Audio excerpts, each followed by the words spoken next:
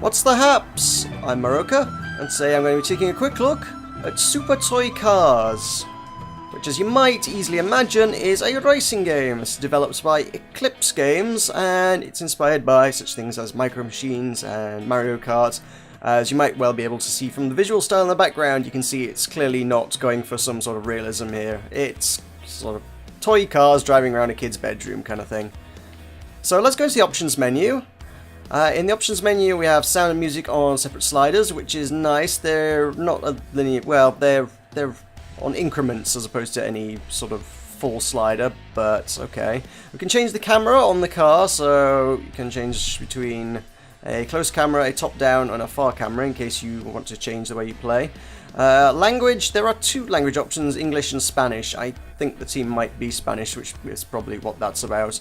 And there are two different drifting methods which you can toggle in the options as well. You can tap to drift or hold the button to drift, and that's personal preference. Graphics, we have resolution options, we have quality sliders, which are, I think, basically just your standard Unity options. It is done in Unity. You got up to 8 times MSAA anti-aliasing, and you can change the quality of reflections and shadows. On the whole, it's not a terribly graphically demanding game, so I think even a fairly modest rig should be able to put it up to high without any terrible issues. And controls are rebindable. However, I will note that all this options menu cannot be easily navigated with a gamepad, and being a racing game, you kind of want an analog input, so if you've got a gamepad, gamepad's going to work a lot better than a keyboard for playing this. Keyboard certainly works, but you get a bit more fine-grained control, obviously, if you've got steering on a joystick as opposed to just using the keyboard. But whilst you're using that gamepad, you cannot navigate this options menu. You've got these tabs at the top, and you can't change between the tabs using a gamepad for whatever bizarre reason. You need to use the mouse to click between the tabs. So it's kind of only partial controller support, so you need both to be able to navigate that. And this keeps resetting to far camera. Can I have close camera? I like close camera. So let's head on out. Let us start a race. Let us go into career mode. We have a select car and upgrades. Cars need to be bought with these credits. I think, what have I got? I have a Scoiattolo Veloci, Spot Super 9, and the starting one, which everybody gets right back at the start, is this little off-roader. There are 16 different types of cars. You can change the paint jobs and the colours on them. They come into like 4 different categories. The first 4 are available through the first 2 levels of the game, and then the next 2 levels give you access to the next 4, and so on and so forth, so you got through to all 16 cars. And if we go to the far end, yeah, this is your top end one. Your Formula 1 car, which is expensive, and you obviously can't get it until very late on into the game. So that's the thing. So I'm gonna stick with, what did I have? I had my, not that one. There we go, my Veloci. I don't like that yellow though. Let's change the colour to something blue. Blue is more my colour. Excellent. Good, I'll go with that. So let's start a race, why not? I have unlocked the 3rd chapter. I need 12 more. You don't need to lock them in a linear order, to be honest. You get 6 races in each chapter of the game, and it's the chapters I was talking about that referred to the, not specifically levels that unlock cars. So you got 2 chapters get you the first 4 cars, then the next 2 chapters get you the next 4 cars, and then there are 6 races within each chapter. And I haven't done this race, but I've already unlocked Chapter 3, so it's based on the number of points you accrue. So in order to get to Chapter 3, and then it unlocks the first 3 races in no particular order, you need to get more points. And I've got 48 from there, and I need 12 more to get to Chapter 4. So if I were to get all the points from Chapters 1 and 2, I wouldn't even need to do Chapter 3 to unlock Chapter 4. Which is a little bit odd, but okay, we'll go with that. Anyway, let's pick a race, let's do that. I have this one which appears to be just a standard race type thing, so let's go into that. And here we go. First across the finish line wins. Race against your opponents. There we go. There are a few different game types. There's some time trial type stuff. There's some elimination type stuff. We'll have a look at them in a moment. But first, let's just start out with a race. We have jumps. It's that kind of game. It's not going to be, like I say, it's not going to be super serious. We've got weapons. I can drop glue on the track to stick my opponents down. This car, normally you would press B handbrake to drift, but this car just likes to go sideways anyway, so I'm just going to be drifting most of the time, whether I like it or not. And then you can press A to get a bit of a boost. The boost is charged by going over jumps and by drifting, and not by smashing into things really badly. Are you blind, man? You're looking the wrong way. That's a weapon come from behind. That's one of these giant 8-ball Rexings. I think there are about 7 or 8 different types of weapon in the game. They can't be fired backwards or used defensively, a la old school Mario Kart, which is a little unfortunate, but I believe they stripped that out in the most recent one anyway, so I suppose it's on par with the most recent Mario Kart in that regard. This is going to be my main metric of comparison, because I'm not much of a racing game guy, but I do have years of experience in Mario Kart, if nothing else. And this game certainly has its roots in Mario Kart. It's got all the weaponry. You can throw down a mine there, which that was a little close for comfort, and spun me out as well. Whoops. Throw down some glue. And you get this little camera in the corner, which is a nice touch. I mean, it's very distracting if you stare at it, but it does give you an eye on who gets stuck on it. So if someone hits my weapon, it'll go, okay, and someone gets caught. Or if someone hits mine or whatever, you'll be able to see who's been taken out by your weaponry. Which is rather cool, because normally it's like, well, you've got no idea whether that's worked or not. There are those giant coins to pick up. I'm not actually certain what they do. It's never particularly explained. I have a feeling it might just add a bonus of, I don't know, 500 coins or whatever to your payout at the end of the race to buy more cars, but I can't be certain on that because it's never actually explained. Yeah, we've got a few movable objects dotted around as well, which is also kind of cool. I like those. Those are a nice touch. So you can strew objects across the track to disorient your opponents or yourself on the next lap.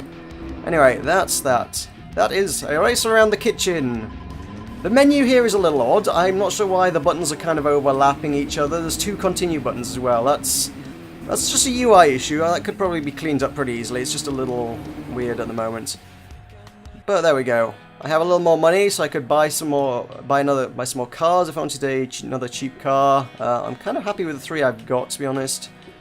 I can't buy any of the good ones. That's another probably fairly reasonable one.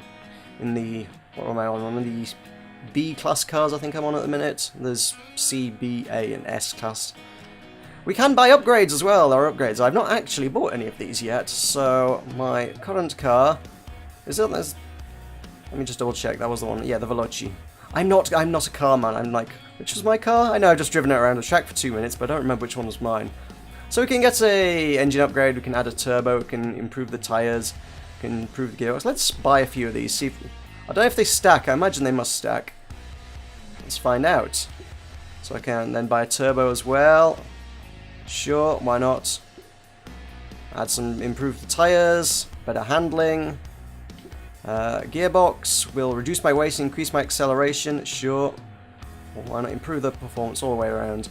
Weight reduction, it reduces the weight. I improves the acceleration, but actually, kind of, you want the weight because in the same Mario Kart sense, it's great for ramming people off the road. Normally in racing, I think you probably would want a lighter car, but in this, because it's so combat heavy, you want to be able to just drive sideways into someone and have them spin out and not you. So I'm not sure whether that's a great upgrade. Of course, you get the acceleration boost. If you want the acceleration, I guess that's a great upgrade to take, but you are sacrificing some of the weight there. We can improve the brakes, which improves our handling and reduces weight. Sure, I'll take that for better handling, why not? Boost. Improved boost juice so it can be applied for longer and has a more dramatic effect. It doesn't actually cost all that much to actually unlock all this stuff, it seems. Yeah, I've got almost everything here. So it's like 2 or 3 races will buy you all the upgrades for one car, which is kind of cool. So let's go into a race. Let's have a look at some of the other ones. We can... Actually, matter of fact, we could have a look at Chapter 3 now, why not? We have... I don't know what that is. I think that's... I don't know what these icons entail. I think that's an elimination race. Let's do the elimination race. This one is every 15 seconds, whoever is in last place loses or gets eliminated from the race.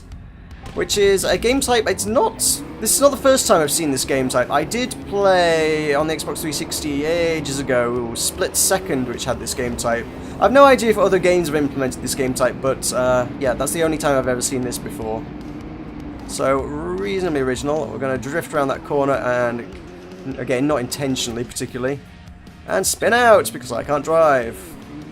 And you get little snarky remarks every time you do that. Are you blind? Yeah, there you go. That was a kind of a spring thing that flips out people. So let's take the corner nice and tight, drop a mine, skid out because this the car likes to go sideways for like no reason whatsoever. Why not? I don't like going sideways for no reason whatsoever, but I do like the boost it gives, so it kind of works in your favor if you go sideways for like no reason. So you can of course press B to intentionally go sideways, and I'll boost badly into a tube. Dang. I think I've got myself I've got a reasonably strong lead here, so I shouldn't be too bad here. The races are all really quick. They're a couple of minutes long tops, really. Like I say, there's 8 people in the race, and 7 people are going to be eliminated every 15 seconds. So it's going to be 2 minutes long, really, one of these races. You can continue to earn the boost whilst you're using the boost, which is kind of a weird one. Which means that by the time your boost ends, it can be very nearly fully charged again. Which, to be honest, I'm not objecting to that. It just seemed like an odd mechanic, because you don't know how much boost you've got at the end of your boost. You'd expect it to be empty, but it's frequently not. I didn't need to use that in the slightest, but it's always fun to fire those. There's something that could come in useful. Let's throw that down in the middle of the track, and try not to stare at the camera too much, but of course you've always got to get curious and see who's going to hit your thing. There we go, that's all of them out. That's your lots, that's everybody out of the race. So, and that's another 8,000 points, which would buy me 2 or 3 upgrades from the shop. So that would be kind of cool. Not that I need them, I've already bought everything I want. But there we go. So I also got an achievement for a long drift there. This is a race. I've automatically started the next race because I didn't go back to the menu. I didn't want to particularly do that. Let us exit. Let's exit that. So other features this game has. We have online multiplayer. And it doesn't work. It does work, but it's got the same problem most other small indie games with online multiplayer have, which is that it doesn't have a big enough player base for you to ever comfortably find people. So you can go into online multiplayer, but it's very, very rare that you're actually going to get anybody else to play against. I've tried, and I've only ended up with matches against bots. You sit there waiting for a minute for the timer to tick down, and at the end it's like, okay, you didn't find anyone, here's 7 bots to race against, there you go, play with those guys.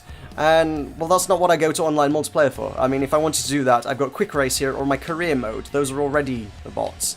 And we also have a track editor. This is kind of cool, because this also works with the Steam Workshop, so you can download other people's maps. We can go into that. Let's have a look at one of these. So, there we go. The UI is not immediately super... Hang on.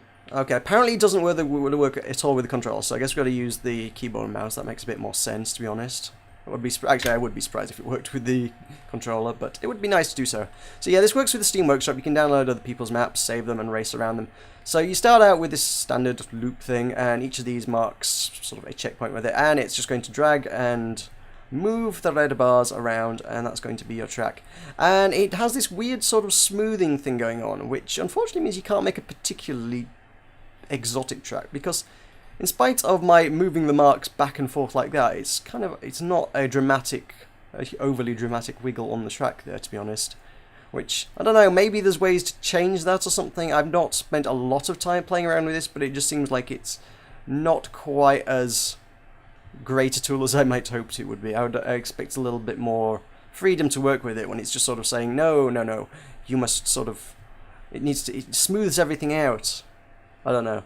Anyway, we can take objects and place them in the track. We can widen the checkpoints by dragging up and down. Make that wider, and I can then take a giant robot and plonk that in the middle of the track. Turn him around so he's facing that. And click the camera icon, and there we go. We've got this part of the track, and you must drive around the giant robot, which is kind of cool. I like that. That's a nice touch. So then we can take screenshots as well in there, in case we're super proud of our track. And we've got a whole bunch of different things. We've got kids' room, street, kitchen, and garage are the 4 themes that the game has got going on. And we've got large objects, medium objects, and movable objects to do with each of them. And these are the ones that are going to scatter across the track if you put lots of them. And people drive into them, they're going to bounce around. So you can create big piles of them for people to crash through, which is fun. I like that. So a big old pile of sushi in the middle of the track, right behind the robot. One problem I have found with this track editor is that I can't seem to test it very well. In fact, I haven't been able to test it at all. As nice as the idea might be of having a track editor, let's click the test the race thing, it does this. My car falls halfway through the floor and gets stuck there. And it doesn't matter where on the track I move the start position to, it always does this. My car is... I can't race, I can't try it. Whether this would actually do this in an actual race scenario, if I were to save it and actually try and run a race on it, I don't know. I haven't gotten that far. But in order to try and test run your track, it doesn't work because your car falls through the floor and won't move because it's stuck through the floor. Which I can't help but feel is a little bit of a flaw in the plan. But, I don't know. Like I say, I'm not experienced enough with this track editor to know all its little foibles. I get the vibe that this may have been a very similar tool to the ones the developers used themselves to make the tracks. It could well be dev tools we're working with here. I'm not entirely certain. At any rate, that is your track editor. Yes, I'm quite happy to leave without I want to leave without saving. I'm not terribly concerned about that one. So yes, this is a Super Toy Cars. Okay, we've got, like I say, there's only those 4 environments. There are 12 tracks in total in the game, and there are 48 single-player levels, which means you are going to be seeing the same tracks over and over again. So perhaps the track editor may be the way forward for people to create more content for this. Because otherwise, chances are it may get a little bit repetitive. More tracks would certainly help the game, I feel. But on the whole, it's quite a lot of fun. It's in the same, like I say, it's the same sort of vein as your Micro Machines or Mario Kart, and it's a fun little racer like that. Just don't come into it expecting any particularly strong online multiplayer presence at the moment. So this is £6.99 or your regional equivalent on Steam. They are currently running a launch discount for the first week of 25%, which is quite hefty for a launch discount. That brings it down to £5.24. And yeah, if you want to go check that out, there will be a link to this in the description below. So thank you very much for watching. I have been Meroka. This has been Super Toy Cars. I shall see you next time.